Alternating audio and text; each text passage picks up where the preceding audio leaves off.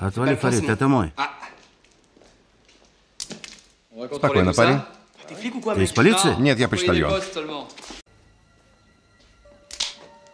Он обожает вивисекцию без анестезии, Секретные агенты своих не выдают. если нет угрозы их близким.